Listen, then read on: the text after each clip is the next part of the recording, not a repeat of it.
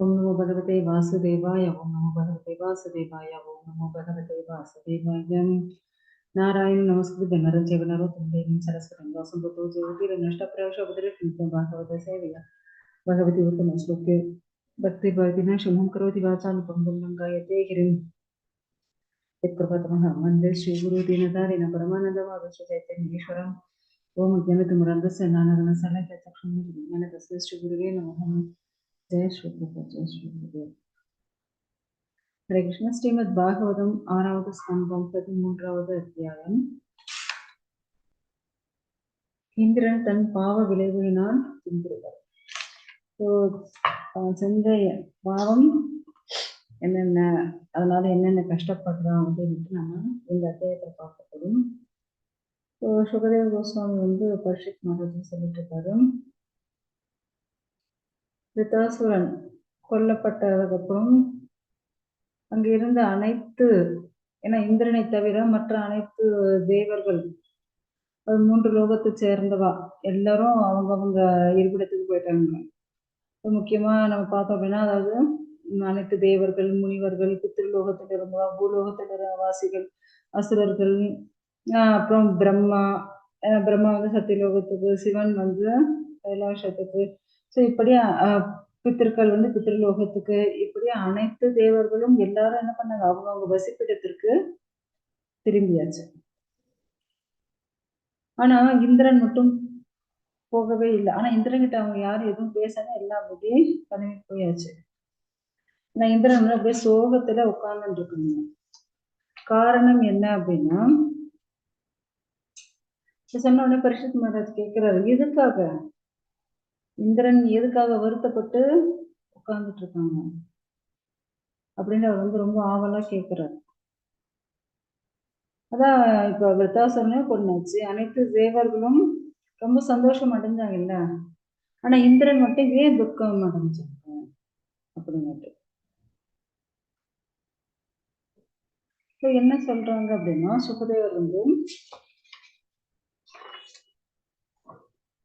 சுகதேவர் சொல்றாரு, அதாவது அனைத்து தேவர்களும் முனிவர்கள் எல்லாரும் என்ன சொல்றாங்க,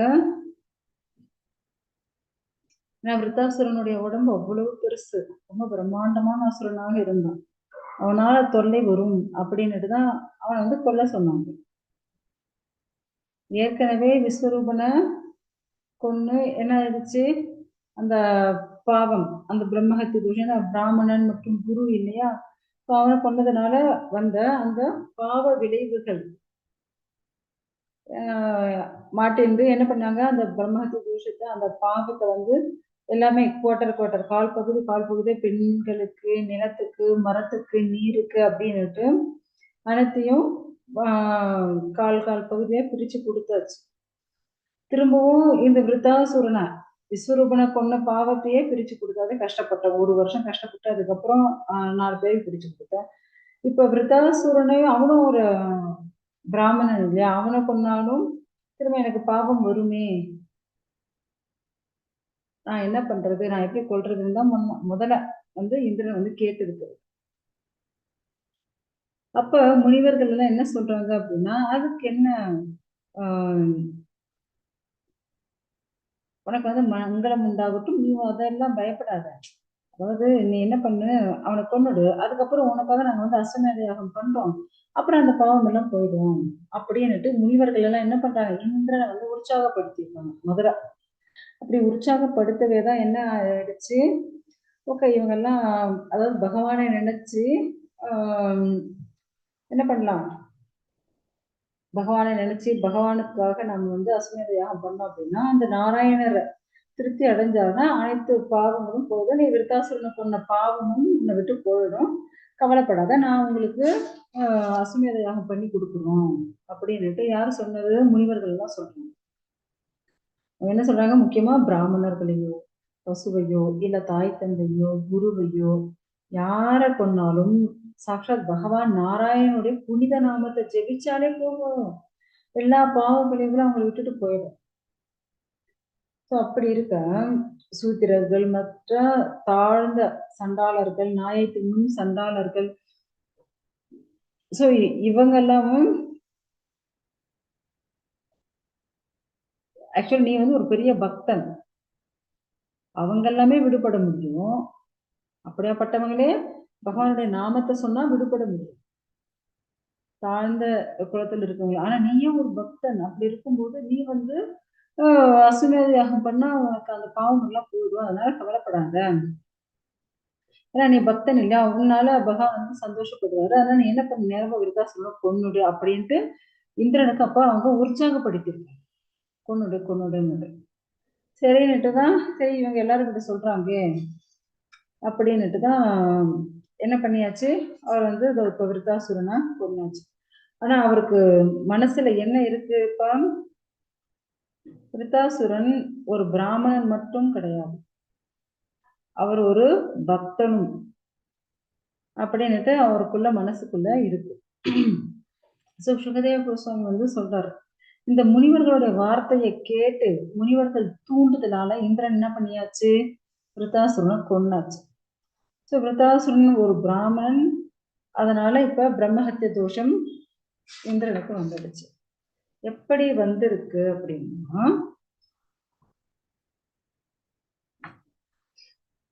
ஒரு நிமிஷம் ஸ்கிரீன் சேஞ்ச் பண்ணிட்டு ஸ்கிரீன் அப்படியே சேஞ்ச் பண்ண மாட்டேங்குது.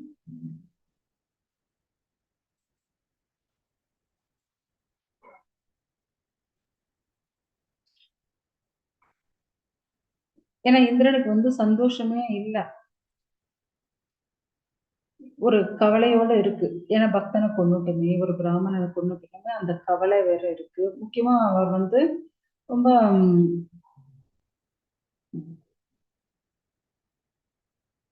அவருக்கு கொஞ்சம் நற்குணங்கள் எல்லாம் இருக்கு இல்லையா, அதனால அவர் வந்து கொஞ்சம் வருத்தப்படுறாரு, என்னடா இப்படி பண்ணிட்டோமே அப்படின்னுட்டு. ஆனா இவர் வருத்தப்பட்டுட்டு இருக்கும்போதே என்ன ஆயிடுச்சு அப்படின்னா, அந்த பாவ விளைவுகள் ஒரு சொரூபமா, ஒரு ரூபமா மாறி வந்துடுச்சு. எப்படி வந்திருக்கு அப்படின்னா, ஒரு சண்டாள பெண் ரூபத்துல வந்துடுச்சு. ஸோ அது எப்படி இருக்கு அப்படின்னா, ரொம்ப வயசான ஒரு பெண், சண்டாள பெண்ணு. அப்படியே கை காலெல்லாம் அங்கங்கள்லாம் அப்படியே உதிருது. அவருக்கு வந்து க்ஷயரோகம் பீடிச்சது போல. க்ஷயரோகம் பீடிச்ச காரணத்தால, அதான் க்ஷயரோகம்னா தெரியும் இல்லைங்களா, கேன்சர். ஸோ அது போல அவர் உடம்பு மட்டும், அவர் போட்டிருக்க ட்ரெஸ் எல்லாமே அப்படியே பயங்கர கிழிஞ்சி, அப்படியே ரத்தம் அதெல்லாம் எப்படி இருக்கு, அப்படியே ரத்தம் வழியுது. அவ வாயிலிருந்து வேற ரத்தம் அப்படியே, கேன்சர் வந்தா ரத்தம் வந்து எடுப்பாங்க, அது போல அவன் ட்ரெஸ்ஸு எல்லாமே எப்படி இருக்கு, உடம்பெல்லாம் அப்படியே ரத்த ரத்தமாக இருக்கு. அவள் ஃபுல்லா அப்படியே நரைமுடி நிறைச்சு போய் ரொம்ப வயசான சண்டாள பெண்ணா இருக்கா. அப்படியே தலைவிதி கோலமா வரா. அதுவும் எப்படி இருக்கு அப்படின்னா, அவருடைய மூச்சு காற்று வந்து எப்படி இருக்கு, மீன் வாடை வீசும் துர்கந்தம். அந்த காத்தே வந்து ஒரே துர்நாற்றமா வீசுது. அவ என்ன பண்றா, பின்னாடியே துரத்திட்டு வரா இந்திரனை, நில்லு நில்லு, ஓ இந்திரா நில்லு நில்லுன்னுட்டு அவன் பின்னாடியே, அவன் எங்க போனாலும் அப்படியே அடிக்கடி அடிக்கடி நில்லு நில்லுன்னுட்டு அப்படியே ரத்த வாந்தி எடுத்துட்டே இருக்கா. பின்னாடியே துரத்தி வந்துட்டு இருக்கு. அப்படியே அவ ட்ரெஸ் மேல உடம்பு மேல அப்படியே அந்த ரத்தம் அப்படியே வழிந்துட்டு இருக்கு. ஸோ இந்திரன் ஆகாசத்துல போனாலும் பின்னாடியே போறான். அந்த பாவ சொரூபமான அந்த பெண் வந்து பின்னாடி இந்திரனை துரத்திட்டே போயிட்டு இருக்கான். இந்திரன் எங்க போறதுன்னே தெரியாம கடைசியில என்ன பண்ணாங்க, அதாவது வடகிழக்கு, நார்த் ஈஸ்ட் டைரக்ஷன்ல இருக்கக்கூடிய மானசரோவர், ஸோ அங்க அந்த ஏரிக்குள்ள போய் நுழைஞ்சாச்சு. ஸோ அந்த மானசரோவர் ஏரிக்குள்ள போய் அங்க வந்து அந்த ஏரிக்குள்ள தாமரை தண்டுக்குள்ள போய் உட்காந்தாச்சு. அதுவும் எத்தனை நாள் இல்ல, எத்தனை வருடங்கள் பாருங்க. ஸோ ஒரு தாமரை தண்டுக்குள்ள போய் இந்திரன் வந்து உட்காந்தாச்சு. அந்த தாமரை தண்டுக்குள்ள ஒரு நாள் இல்ல, 2 நாள் இல்ல, 1 வருடம் இல்ல, 2 வருடம் இல்ல, 1000 வருடங்கள் தாமரை தண்டுக்குள்ளேயே உட்கார்ந்துட்டு இருக்கான் இந்திரன். அதுதான் இப்ப அவனுக்கு பனிஷ்மெண்டாவே போயிடுச்சு. ஸோ வெளியே வந்தா அவ அந்த சண்டாள பெண் துரத்துவாளேன்னு பயந்துட்டு அப்படியே உட்காந்துச்சு. இப்போ எல்லாரும் யாக யஜ்ஞங்கள் மூலியமாக தான் என்ன ஆகும், தேவர்களுக்கு அவங்கவுங்களுக்கான அந்த உணவு வந்து போகும், ஆவிர்வாகம் போகும். ஸோ அப்படி அக்னி தேவன் தான் அதை வந்து எல்லாருக்கும் அவங்க அவங்களுடைய பாகத்தை எடுத்து போய் கொடுப்பார் அக்னி தேவன். ஆனா இவர் இந்திரன் எங்க உட்காந்துருக்க, தண்ணிக்குள்ள உட்காந்துட்டு. ஸோ அதனால அவர் அக்னி தேவன். அவர் எப்படி தண்ணிக்குள்ள வந்து இந்திரனுக்கு அந்த அவருடைய பாகத்தை, உணவு பாகத்தை கொடுக்க முடியும்? அதனால அவரால் உள்ளேயும் வர முடியல. ஸோ அதனால இந்திரனுக்கு வந்து உணவே இல்லாம 1000 வருடம், ஸோ 1000 வருடம் அந்த தாமரை தண்டுக்குள்ளேயே என்ன அப்படியே உட்கார்ந்துட்டே இருந்திருக்காங்க தண்டனை. இப்படி இவர் வந்து இந்த 1000 வருடம் தாமரை தண்டுக்குள்ளேயே உட்கார்ந்துட்டு பாருங்க, இந்திரனுடைய போஸ்ட் இப்ப காலியா இருக்கு. இப்ப அந்த வேலையை யார் செய்யறது? இப்ப நம்ம நார்மலா ஆபீஸ்ன்னு பார்க்கணும்னு வச்சுக்கோங்க. இப்ப அந்த ஒருத்தங்க லீவ் 10 days லீவுக்கு போறாங்க அப்படின்னா, ஸோ அப்ப அந்த வேலையை வேற யாருக்காவது அவங்க வந்து செய்யறதுக்கு ஆளை வந்து நியமிச்சிருவாங்க. ஓகே, நீ வந்து இந்த வேலையும் நீ எக்ஸ்ட்ராவா பண்ணு அப்படின்னு மற்றவங்களுக்கு அந்த ஜாபை வந்து கொடுப்பாங்க.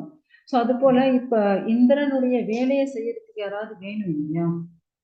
இப்ப இந்திரனுக்கு, ஏன்னா இந்திரன் வந்து 1000 வருடமா தண்ணிக்குள்ள உட்கார்ந்தாச்சு, தாமரை தண்டுக்குள்ள போய் பயந்துகிட்டு.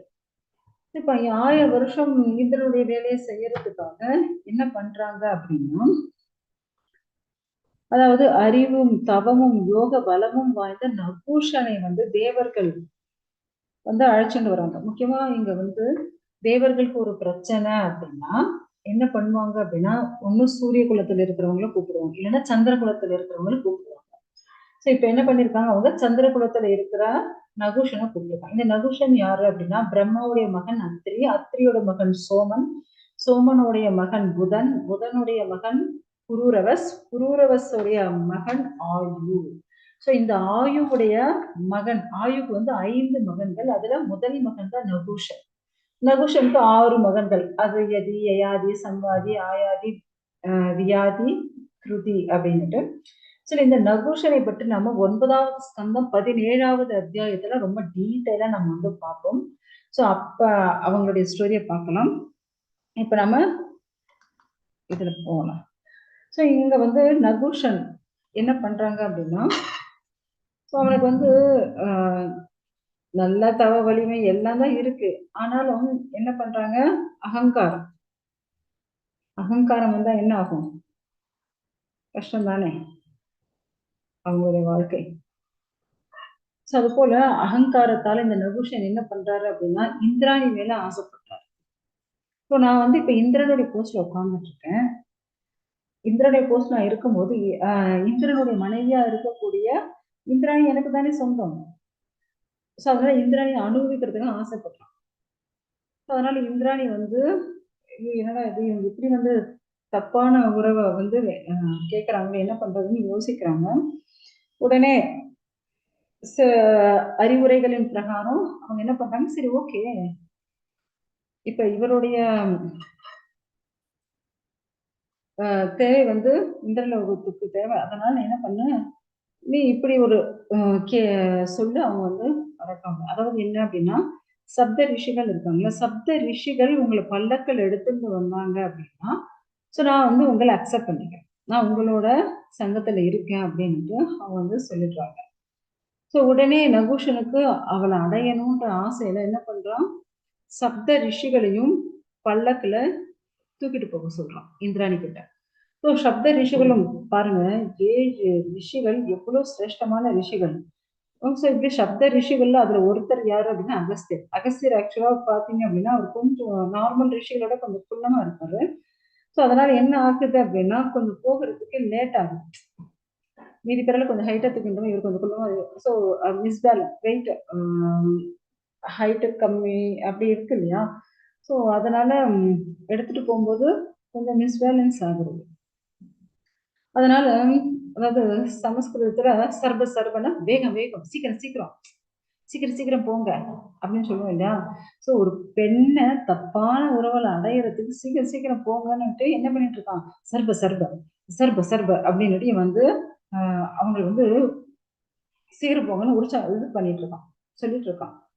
ஸோ அதனால அகஸ்தியருக்கு கோபம் வந்து என்ன பண்றாரு, நீ சர்வமா போடான்னுட்டு உடனே நகுஷனுக்கு சாபம் கொடுத்துடுறாரு. உடனே அவன் வந்து அந்த பல்லக்கில இருந்து கீழே விழுந்து ஒரு பாம்பா மாறிடுறான். ஸோ அப்படி பாம்பா மாறினதுக்கு அப்புறம் என்ன ஆகுது அப்படின்னா, நகுஷன் வந்து பாம்பா மாறினதுக்கு அப்புறம் ஆக்சுவலா அந்த டைம் வந்து இவங்க இருக்காங்க இல்லையா, ஆக்சுவலி அவன் வந்து காட்டுல இருக்கான், பாம்பா எத்தனையோ காலம் காட்டுல இருக்கான். ஸோ அந்த நேரத்துல பாண்டவர்கள் வந்து காட்டுல இருக்காங்க. ஸோ காட்டுல என்ன பண்ணுவாங்க அப்படின்னா, முதல்ல வந்து பீமன் தான், ஏன்னா காட்டுல வந்து மரம் செடி கொடிகள் எதனா மிருகங்கள் எல்லாம் இருக்கும். அதனால பீமன் முதல்ல எல்லா அந்த மரக்கிளைகள் அந்த புதர்கள் அது எல்லாத்தையும் அப்படி வெட்டிண்டே வழி செஞ்சுட்டே போவார். பின்னாடி யுதிஷ்டிரர், அதுக்கப்புறம் அர்ஜுனன், அதுக்கப்புறம் திரௌபதி, அதுக்கப்புறம் நகுல சகாதேவன், இப்படிதான் அவங்க வந்து காட்டுல போவாங்க. ஸோ இப்போ பீமன் என்ன பண்றா, அப்படியே எல்லா மரம் செடி கொடி அந்த கிளைகள் இதெல்லாம் கொஞ்சம் அப்படியே வெட்டிட்டு அப்படியே இவர் முன்னாடி போறாரு, பின்னாடி இவங்கெல்லாம் வந்துட்டு இருக்காங்க. ஸோ பார்த்தா கொஞ்சம் தூரத்துக்கு அப்புறம் பார்த்தா பீமனை காணும். யுதிஷ்டர் தேடுறாரு, என்னடா நம்ம தம்பி பீமனை காணுமே அப்படின்னுட்டு. பீமா பீமான்றாரு. உடனே பீமன், அண்ணா அண்ணா என்னை காப்பாத்துங்க அப்படின்ட்டு அப்படியே ரொம்ப தீனமான குரல்ல அவர் வந்து பேசுற சப்தம் கேக்குது. ஐயோ இது என்னடா ரொம்ப போச்சு, பீமனுக்கு என்ன ஆச்சு அப்படின்ட்டு தேடுறாங்க. பார்த்தா ஒரு பெரிய பாம்பு, மலைப்பாம்பு இல்ல அனகொண்டா ஏதோ ஒண்ணு வச்சுக்கலாம், ஒரு பெரிய பாம்பு, மலைப்பாம்பு போல. அது என்ன ஆகுது அப்படின்னா அப்படியே பீமனை ஃபுல்லா சுத்திடுச்சு. உடனே யுதிஷர் வந்து கேக்குறாரு, யாரு நீங்க, ஏன் என்னுடைய தம்பியை சுத்தின்னு இருக்கீங்க அப்படின்னா, அப்பதான் தெரியுது அது யாரு, கடைசியில அந்த நகுஷன் தான். நகுஷன் தான் அந்த அகஸ்தியர் கொடுத்த சாபத்தால இப்படி பாம்பா வந்து இருக்கும் அப்படின்ட்டு. ஸோ இதெல்லாம் நம்ம வந்து 9வது ஸ்கந்தத்துல பார்க்கணும். ஸோ அதுக்கப்புறம் என்ன ஆகுது அப்படின்னா, இங்க வந்து இந்திரன் வந்து இப்ப என்ன ஆயிருக்காங்க, அந்த மானசரோவர் அந்த ஏரிக்குள்ள அந்த தாமரை தண்டுக்குள்ள உட்கார்ந்துட்டு இருக்காங்க. ஸோ அங்க வந்து ஏன்னா அந்த மானசரோவர் அந்த இடம்லாம் வந்து ருத்ரனுடைய இடம் அது. ஸோ சிவனுடைய அந்த அனுகிரகத்தால இந்திரனுடைய அந்த அவருடைய பாவத்தை வந்து ருத்ரன் வந்து கொஞ்சம் குறைக்கிறார். அதுக்கப்புறம் இவர் வந்து விஷ்ணு பக்தர் இல்லையா, யாரு, இந்திரன் வந்து விஷ்ணு பக்தர். அவர் வேற இப்படி தாமரை தண்டில் உட்கார்ந்துட்டு இருக்காரு. மகாலட்சுமி என்ன பண்றாங்க, மகாலட்சுமி வந்து அவங்க வந்து காப்பாத்துறாங்க. இந்திரனுடைய அனைத்து பாவத்தையும் அந்த கஷ்டத்திலிருந்து அவங்களை வந்து விடுவிக்கிறாங்க மகாலட்சுமி. உடனே நீ போய் உடனே விஷ்ணு வந்து ரொம்ப ஸ்ரத்தையோட வழிபாடு செய்ய அப்படின்ட்டு சொல்லி எல்லா பாவத்துல இருந்து அவங்களை வந்து விடுவிச்சுடுறாங்க. உடனே பிராமணர்களாலையும் மற்ற ரிஷிகளாலையும் ஸ்வர்க லோகத்துக்கு அழைத்து செல்லப்பட்டு அங்க வந்து இந்திரன் வந்து திரும்பவும் அவனுடைய போஸ்ட்ல இந்திரன் வந்து உட்கார்ந்துச்சு. சொர்க்கத்துல அடைஞ்சதுக்கு அப்புறம் அந்த பிராமணர்களான ரிஷிகள் எல்லாரும் வந்து பகவானை திருப்திப்படுத்து, அப்பதான் உனக்கு வந்து பூர்ணமா எல்லாமே சரியாகும்னுட்டு உடனே அவங்க என்ன பண்றாங்க, எல்லாரும் சேர்ந்து அஸ்வமேத யாகம் முறைப்படி அவங்களுக்கு வந்து செய்யறாங்க. இப்படி அஸ்வமேத யாகம் செய்யும் போதும், ஏன்னா இந்திரன் வந்து பகவான் மேல அதாவது விஷ்ணு மேல முழு நம்பிக்கையோட அவ்வளவு பக்தியோட வந்து செஞ்சதுனால அவனுடைய அனைத்து பாவ விளைவுகளும் விடுவிக்கப்பட்டுடுச்சு. ஏன்னா பிரம்மஹத்திய பாவம்ன்றது அவ்வளோ ஒரு பயங்கரமான பாவம். அப்படிப்பட்ட பாவத்துல இருந்து அவன் பண்ண அந்த யாகத்தால என்ன ஆகுது, சூரியனை கண்ட பனி எப்படி வேகமா மறையுமோ அது போல அவனுடைய அனைத்து பாவங்களும் அவனை விட்டு விலகி போயிடுச்சு. ஸோ இந்திரன் மரிச்சி முதலான அனைத்து ரிஷிகளாலும் என்ன பண்ணாங்க, அவங்க அனுகிரகத்தால அந்த சட்டத்திட்ட பிரகாரம் பகவானை வந்து பூரணமாக அந்த அஸ்வமேத யாகத்தை அவர் வந்து பூர்த்தி செஞ்சார். பூர்த்தி செஞ்சதுனால திரும்ப இந்திரன் வந்து சுய அதாவது திரும்ப அது பழைய நிலைமைக்கு அவர் வந்தாச்சு. திரும்ப அவருக்கு வந்து பழைய அதே போல பழைய நிலைமை அது பெருமைகளோட அவர் வந்து சந்தோஷமா இருந்தாரு. ஸோ இந்த வரலாற்றை அதாவது பகவான் நாராயணனுடைய புகழ், ஸோ எப்படி பக்தியோட அவங்க எல்லாம் வழிபட்டது, அப்புறம் இந்திரன் மற்றும் விருதாசூரன் இந்த 2 பக்தர்கள் அவங்க ரெண்டு பேரும் ஒருத்தர் ஒருத்தர் எப்படி பேசிட்டாங்க, எப்படி வர்ணனை பண்ணிட்டாங்க. சோ இதை பற்றி, அதே போல அசுரர்கள்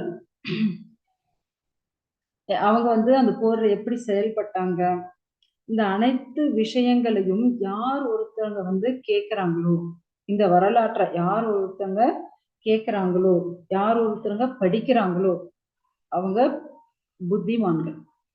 அவங்களுடைய புலன்கள் வந்து ரொம்ப திறமையாக இருக்கும். அவங்க செல்வ செழிப்போட இருப்பாங்க. அனைத்து புகழும் அவங்களுக்கு கிடைக்கும். அனைத்து பாவங்களிலிருந்தும் அவங்க வந்து விடுபடுவார்கள். அதே போல அவங்களுக்கு வந்து அவங்க சத்துருக்கள் எல்லாம் அவங்கள விட்டு விலகி போயிடுவாங்க. நீண்ட ஆயுள் கொடுக்கும். அதாவது நீண்ட தீர்காயுஷம் அவங்களுக்கு கிடைக்கும். அனைத்து வகையான மங்களமும் அவங்களுக்கு வந்து ஏற்படும். இத வந்து பருவம் தோறும் யார் ஒருத்தங்க வந்து கேட்கறது, திரும்ப திரும்ப மத்தவாளுக்கும் சொல்றது, எல்லாருக்குமே வந்து நன்மை ஏற்படும். இதுதான் வந்து பலஸ்ருதி. சோ இந்த விருத்தாசுரனுடைய இந்த பூர்த்தி ஸ்டோரி, இந்திரன் அதுக்கப்புறம் அந்த பாவத்தால என்னென்ன கஷ்டத்தை அனுபவிச்சாரு அப்படின்ட்டு இந்த மொத்தத்தையும் யார் ஒருத்தங்க கேட்கிறாங்களோ படிக்கிறாங்களோ அனைத்து பாவங்களிலிருந்து அவங்க வந்து விடுபடுவார்கள். சகல ஐஸ்வர்யமும் ஏற்படும், நீண்ட ஆயுள் கிடைக்கும், அனைத்தும் ஏற்படும். இதோட நமக்கு வந்து இந்த 13வது அத்தியாயம் உடையது. நாளைக்கு நாம 14வது அத்தியாயம் படிக்கலாம். ஸோ இந்த விருத்தாசுரன் ஒரு இவ்வளவு ஒரு சிறந்த பக்தனாக இருப்பான். இவன் வந்து முன்ஜென்மத்துல என்னவா இருந்தாங்க, ஏன்னா அவர் வந்து ஒரு பக்தனா இருக்கக்கூடிய எப்படி அசுரனாக பிறந்தார். ஸோ அப்படி அவங்களுக்கு சாபம் கொடுத்தது யாரு? ஸோ அதுதான் யாரு? சித்திரகேது மகாராஜ். அவர் வந்து முன்ஜென்மத்தில் சித்திரகேது மகாராஜா இருந்தார். ஸோ அவருக்கு யார் சாபம் கொடுத்தது, அதனாலதான் அவர் வந்து ஒரு அசுரனா, விருத்தாசுரனா பிறந்தது. ஸோ இதை பற்றி எல்லாம் நம்ம வந்து நாளைக்கு பார்க்கலாம். ஓகே, ஹரே கிருஷ்ணா. ஏதாவது சந்தேகம் இருந்தா கேட்கணும். கேள்விகள், சந்தேகங்கள்?